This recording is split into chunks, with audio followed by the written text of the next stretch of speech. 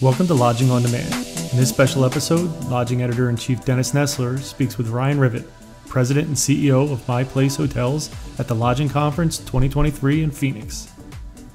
Hi, this is Dennis Nessler, Editor-in-chief of Lodging Magazine. I'm here today with Ryan Rivett, President and CEO of My Place Hotels. How are you doing, Ryan? Dennis, I'm doing well. Thanks for having time for me. Yeah, I appreciate you being here. First off, I guess, how's the conference gone for you thus far? It's been great. It's always fun to be in Phoenix and see a lot of friends that we've made at this conference over the years and friends in the industry. We've got franchisees here. We've got partners here, operators, the whole litany of people who are involved in our business. So it's great to get together with them. Yeah, absolutely. Let's talk a little bit about My Place and you know, kind of the development pipeline with you guys. I know you have a lot of things cooking and a robust development pipeline now. Yeah. What are you looking at for next year, and how many do you think you can open? Right now, you know, we're sitting at about 70 properties open today. Okay. There's about 35 more that are somewhere in the development phase right at this moment. Based on how we're pacing now, we're going to see the chain grow by about 20% in the next 12 months. And you know, we all had a little blip there for a couple of years where things slowed down a bit, but 23 has been a really great year. 24 is stacked up to be even better. You know, development is a little more challenging than it has been in years past, but certainly we're in the right place to wade through those challenges and come out well. Extended stay segment's been so hot the last couple of years, particularly, and you know, so many brands being introduced this year. You know, what's your take on things in the segment right now? We love extended stay.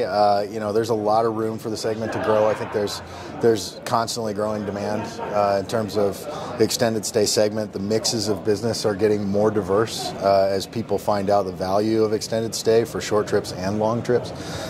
So we're really excited about it. I think I just got finished listening to an extended stay panel where we had one of our franchisees on it. It was great to hear the mix of input that different brands and operators had in there, and overall it was really positive, and we are too. Yeah. What's the increased competition? How, if at all, does that change your approach or how you guys do things?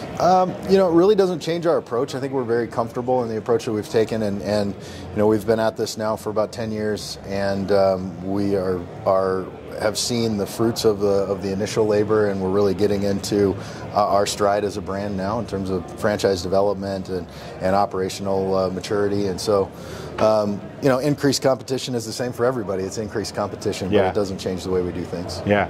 What's unique, or what's the competitive advantage that My Place has, in your opinion, in that segment? I think you know, we've done a couple of things that are different than other extended stay brands that we are competitors with, but we do it kind of different. One is a smaller box. We focus on 64 and 85 room prototypes versus most of our competitors are above 100, and that allows us to get on smaller sites. It allows us to curb increased costs that we're obviously seeing today, and it makes it a little bit more sustainable in periods of slack demand or saturation in certain markets. The other is that we focus on a little broader mix of business. So as an extended stay product, our length of stay on average is a bit lower than most of our competitors because we put more effort into transient, shorter term stays than a lot of them. We still like to have a base of extended stay business, but we really do focus a lot on transient, short term business as well.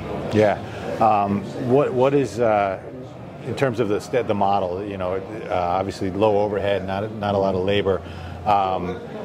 From a profitability standpoint, can you talk a little bit about what you guys can offer? Yeah, inherent to extended stay is that lower labor demand and the more static demand and operating platform, and so that continues to be the case for us. And we find that with the extended stay business as our base, we have the opportunity to then yield better with the shorter term stay business, so we generally can compete very well at much higher rates. So, you know, we see that as you know, greater opportunity in the marketplace to stay fluid in terms of how we're pricing the product and what our profitability is. Mm-hmm. And how have the 70 some odd properties performed in 23? 23's been pretty good, relative to 21 and 22, where we saw that big rebound demand. We've seen demand be a bit more stable, subtle increases, and I think we've heard that from the statisticians here at the conference as well. So seems to be industry-wide. Still seeing great rate growth, which is much needed in this period of inflation and economic pressure upwards. So it's been very good. We're really happy. Yeah. You mentioned some of the economists and things. A lot of talk about the overall economy and maybe recession or interest rates, et cetera. What's your take on kind of things and the industry in general as you head into 24? Yeah, there's a lot of people at this conference that are much smarter and more in tune with the economy than I am, but I certainly would agree with most of them that we've still got some headwinds to go up against here over the next couple of years relative to economic and political circumstances and the litany of different challenges that we face as business people. The hotel industry is resilient, and I think the reason that everybody's talking about extended stay today is because they found out how resilient extended stay was during the last few years. So my outlook is generally positive. I think we are very nimble in our approach to business development and in terms of not only property development, but also in terms of guest retention and loyalty. And so, we'll keep putting one foot in front of the other and take each day one at a time. Yeah, I think the segment you mentioned resilient. I think probably during COVID more than anything else, the segment really showed how resilient it is. For sure. What did COVID teach you, or what lessons did you learn from COVID as a company, and how did you pivot? It's a great way to characterize it. Is it was a lesson learning period for us. I think what we found out very quickly was that we got ahead and we mitigated some of the internal chaos and the external chaos by communicating more. Our teams found internally they needed to be communicating as best as they possibly could so that we always knew what was going on and were coordinated in our efforts.